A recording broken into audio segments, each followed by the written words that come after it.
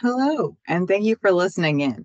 My name is Michelle Caul, and I serve as the National Senior Director for Infectious Disease and Immunization at the American Lung Association.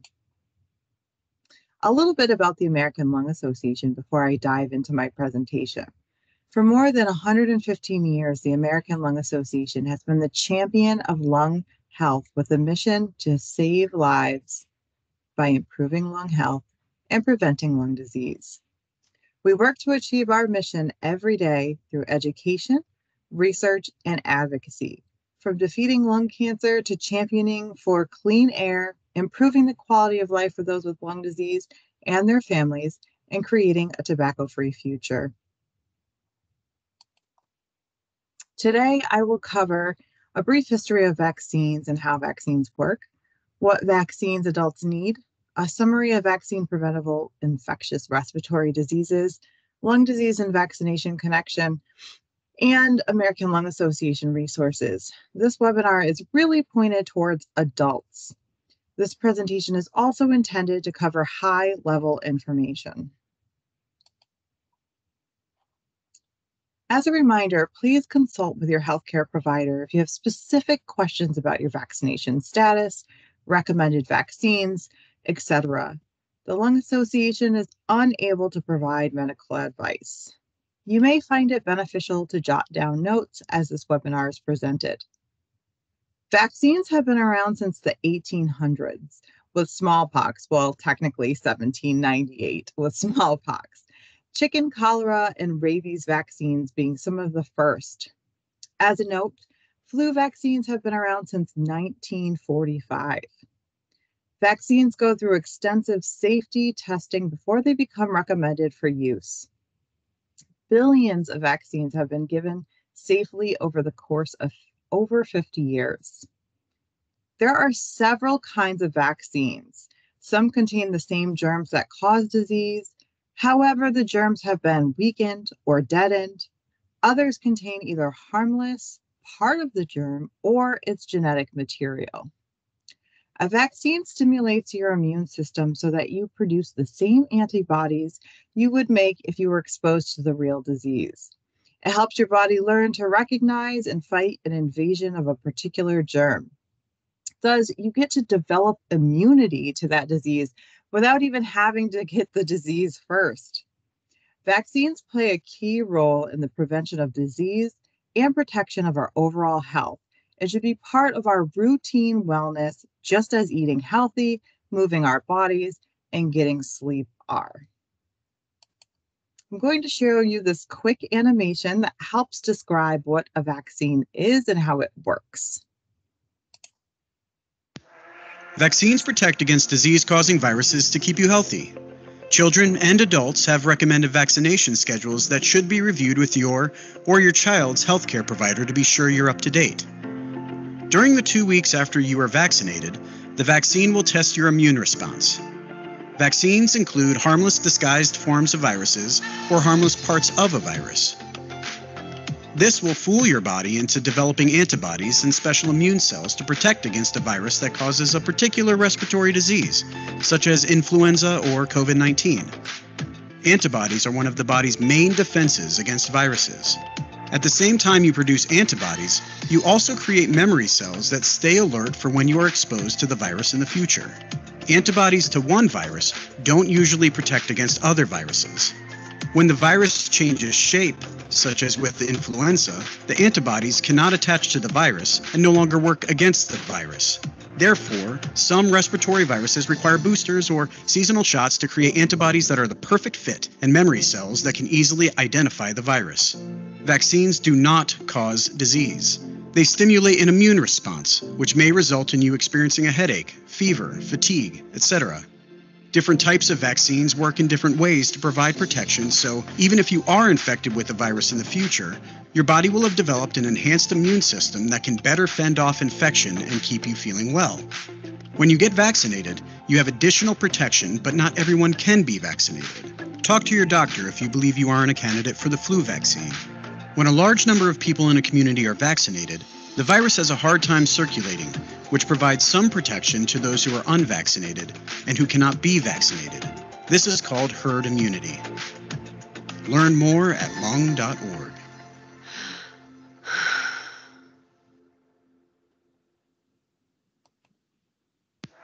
Vaccines protect against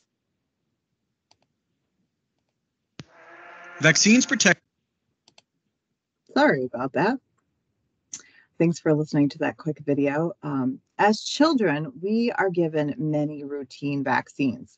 Some of these vaccines will provide protection for our entire life, while others require boosters and additional doses as the protection from those vaccines decrease over time.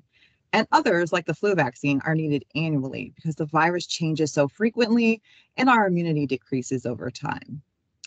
This is a recommended vaccination schedule for infants to children through 6 years of age. There is also a schedule for children 7 through 18 years of age. And vaccination doesn't just stop once we become adults. Vaccines are needed throughout the lifespan. This is the adult vaccination schedule that healthcare providers use to determine which vaccines their adult patients need. I don't expect any of you to be able to read it, but many of those in purple, are recommended for adults with an additional risk factor or indication, such as age, job, lifestyle, or health condition. Vaccine schedules do change as research comes about and new products come about as well. I'm not going to cover all of these vaccines. I will cover the vaccines used to help prevent respiratory diseases and those that are important to get if you have lung disease. Here are the 4 vaccines or illnesses that I will briefly touch on. This is not intended to be a deep dive. We have much more information available on our website, which is lung.org. Most infectious respiratory diseases are spread from person to person, meaning that if one person in a school, workplace, home, or community gets an infectious disease, they can spread it to others. The spread may occur through the air or from direct or indirect contact with an infected individual. Vaccinations are the most important tool in the toolbox for prevention and a big achievement in public health. Other recommended methods of prevention to include in conjunction with vaccination are hand washing, covering our coughs and sneezes, staying home when you're sick to help prevent spread, and keeping your home clean. In the case of the COVID-19 pandemic, mask wearing and social distancing are also important. A brief overview of COVID-19. COVID-19 disease is caused by the novel coronavirus SARS-CoV-2. Symptoms can be mild to severe, with severe disease landing millions of people in the hospital over the course of the ongoing pandemic. Cough, shortness of breath, fever, fatigue, headache, loss of taste or smell, and other symptoms are common. Symptoms can be similar to other respiratory diseases, such as the flu, so testing is recommended to determine if you have COVID-19, so you can get proper treatment. Some individuals are at higher risk for severe illness. Risk increases with age and chronic medical conditions.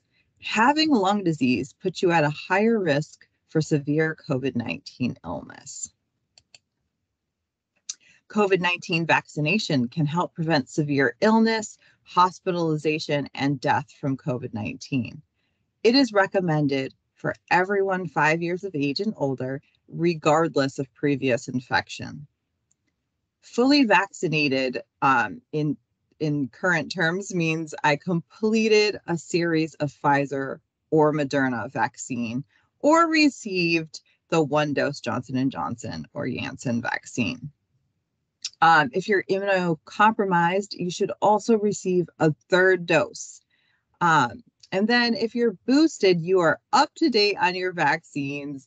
And that means after being fully vaccinated, you received an additional booster dose of COVID-19 vaccine. As with all vaccinations, it is possible to experience side effects. Though not everyone will experience them, you may experience tiredness, headache, muscle pain, chills, fever, nausea. And this is your body building immunity to the virus. After my first 2 doses of vaccine, I had absolutely no side effects. However, after my booster dose, I experienced arm soreness, tiredness, and a low-grade fever. This will be different for everyone, and everyone will have their own vaccine story. A little about influenza. It's a highly contagious respiratory illness. Each year, many strains of flu circulate. Flu is spread through respiratory droplets. So if you're in close contact with an infected person, or when an infected person coughs or sneezes, you could get the flu from them. Healthy adults can even infect others before symptoms appear. Flu can cause mild illness, including some symptoms like high fever, headache, muscle aches, joint pain, chills, and more. As you see, these symptoms are very similar to COVID-19, and is why it is important, again, to be tested to determine which respiratory illness you have, and so you receive appropriate treatment options. Each flu season differs in severity, and flu is most common in the fall and winter months, usually peaking in January through March. Some individuals, including those with chronic lung disease, are at higher risk for severe illness, such as getting pneumonia, which can be caused by the flu virus or by bacteria that get into the lungs when the body's defense system is weakened by the flu. It is recommended that everyone 6 months of age and older gets a flu vaccine every year. There are many vaccines on the market. I believe there are 9 of them, and some are indicated for older adults to provide additional protection, and some use different technologies. Egg allergy is no longer a reason to not receive a flu shot. Most people experience little to no reaction to the flu shot, but it can include soreness, redness where the shot was given, sometimes headache, fever, and fatigue. The flu shot offers the best protection against flu infection. Some people will get the flu even after being vaccinated. And in those cases, the flu vaccine does help to decrease severity. Flu vaccination can reduce the risk of flu-related worsening of chronic lung disease. This slide just shows a little bit about the benefits of flu vaccination from the 2019-2020 flu season.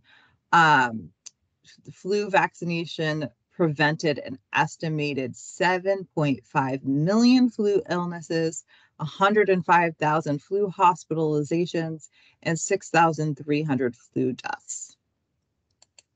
A little about pneumococcal pneumonia. So pneumonia is an infection that inflames the air sacs in one or both lungs. Pneumococcal pneumonia is the most common type of bacterial pneumonia. It is spread in much the same way as other respiratory infections. Coughing, sneezing, close contact of an infected individual. And pneumococcal pneumonia symptoms include high fever, excessive sweating and shaking, chills, cough, difficulty breathing, shortness of breath, chest pain. Pneumococcal pneumonia can come on really quick and linger for weeks. It can become severe and require hospitalization. And older adults and adults with underlying health conditions are at increased risk for pneumococcal pneumonia. So again, if you have lung disease, you're at increased risk for pneumococcal pneumonia. Vaccination can help prevent pneumococcal pneumonia.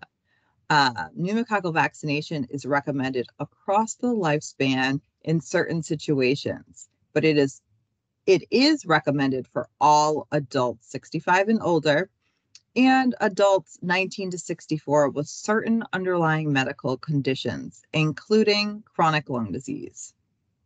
When you are due for a pneumococcal pneumonia vaccine, you can get it any time of the year. Pain, swelling, redness at injection site, fever, muscle aches, all of those things. Similar shot side effects to flu can occur. And some pneumococcal infections are invasive. And invasive disease means that germs can invade different parts of the body, such as your blood. And your blood is normally free from germs. So invasive disease is usually very serious and can sometimes result in death. Pertussis, another vaccine preventable respiratory illness, is also known as whooping cough, and you may be more familiar by that name. It's a highly contagious bacterial respiratory illness that can be very dangerous for babies and young children, especially. Adults of any age can get pertussis as well. And symptoms, again, very similar to other respiratory illnesses. Fever, cough, runny nose, and those are at first, but as it progresses, it can cause fits of cough and a whooping sound, vomiting, exhaustion, can also cause loss of bladder control and rib fractures in adults. And recent studies show that adults living with asthma may be at increased risk of infection and complications. Pertussis season typically peaks in the summer and fall, but it does circulate all year. And you are most contagious up to 2 weeks after the cough begins. If you get confirmed pertussis infection, it can provide some immunity, but it does not offer lifelong protection. And vaccination is still recommended since having pertussis whooping cough is not fun at all. Tdap is the vaccine that helps protect against pertussis. It's a combination vaccine. It protects against tetanus, diphtheria, and pertussis. And the Tdap vaccine is the one that's for children. But I'm speaking to adult vaccines today. So Tdap vaccination is for 11 years and older. Tdap sometimes may be given every 10 years in place of a TD vaccine. Pregnant women should get a Tdap vaccination every pregnancy because preventing whooping cough in babies is super important, as pertussis is very dangerous for them. Adults who haven't received a dose of Tdap at 11 years or after should receive a dose. A few notes about vaccination. So immunity takes time to build. The body can take up to 2 weeks to build immunity. Immunity from the flu vaccination may decrease quicker in older adults. So vaccination with the flu shot is not recommended earlier than September for this population. Many vaccines can be given at the same time. You may have received a pneumococcal vaccine with your flu shot, or you can also get a flu shot and a COVID vaccine together. So if you're due for both, you can certainly get them together. The vaccine can only help prevent the infectious respiratory illness it is indicated for. So a flu vaccine cannot help prevent COVID-19, and a COVID-19 vaccine cannot help prevent flu. You have to get each vaccine. Vaccines work well, but cannot prevent 100% of cases in 100% of people. They do a really good job preventing severe illness and death for the disease they're indicated for. So let's talk a little bit about lung disease connection with vaccination. As I went through all of the different diseases and illnesses, I indicated some underlying conditions, including chronic lung disease, that can cause you to be at higher risk for COVID-19, influenza, pneumococcal pneumonia, and pertussis. Being at higher risk can land you in the hospital with complications from severe illness. COPD, chronic obstructive pulmonary disease, and asthma cause your airways to swell and become blocked with mucus, which can make it hard to breathe. Certain vaccine preventable diseases can also increase swelling of your airways and lungs, like pneumonia, flu, COVID-19. The combination of the two can lead to pneumonia and other serious respiratory illnesses. Being vaccinated, quitting smoking, and managing your chronic lung disease work together to keep you safer. Here's a quick summary of the vaccines we discussed and when to receive. So you should get your flu shot every year. You should get a pneumococcal pneumonia vaccine if you are 19 to 64 with certain underlying medical conditions, including lung disease. And if you are 65 and older, even if you're healthy, everybody 65 and older should receive a pneumococcal vaccine. You should get all of your COVID-19 vaccines indicated for you. So there's a list there of what is indicated. Tdap vaccines should be given for the protection against pertussis during every pregnancy. And if you haven't received it at or after 11 years old, and zoster or shingles vaccines, which I haven't talked about, but are also indicated for adults 50 years and older, including those who have chronic lung disease. Be sure to discuss with your healthcare provider whether you are up to date on your vaccinations, which ones are recommended for you as well. This list is not exhaustive of all vaccinations that you may be recommended. There are plenty of reasons to get vaccinated. I just listed a bunch as we went through, but just to reiterate, to protect yourself from infection and long-term consequences from infection. Infection can cause a decrease to quality of life, especially severe illness, which can have lasting impacts. Illness from these infectious respiratory diseases can cause worsening of existing chronic lung disease. It can cause lung scarring. So those are additional reasons. Also, to protect those around you. Some people may be too young to be vaccinated. Some may not be able to be vaccinated. And some may not boost a robust immune response because they are immunocompromised. Preventing whooping cough in babies, which I talked about, is also another reason. So if you're around babies and haven't received your Tdap vaccine, definitely would want to do that. And also to stay healthy so you don't miss work, activities you love, and so you can spend more time with those that you love.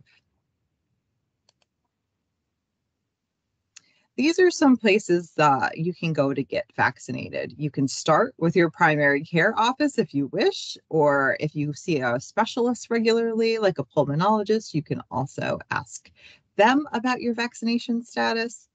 You can go to pharmacies, sometimes local health departments, community health centers, or community clinics.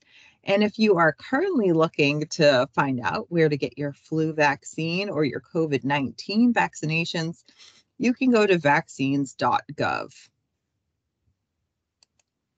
The American Lung Association is a trusted source of information. Please visit our websites for more information, to take risk assessments, to test your knowledge, and more. These are some of the websites you can visit: lung.org, which is our homepage, lung.org/viruses, lung.org/vaccines. You can also call our American Lung Association Lung Helpline for more information about any of these vaccine-preventable illnesses.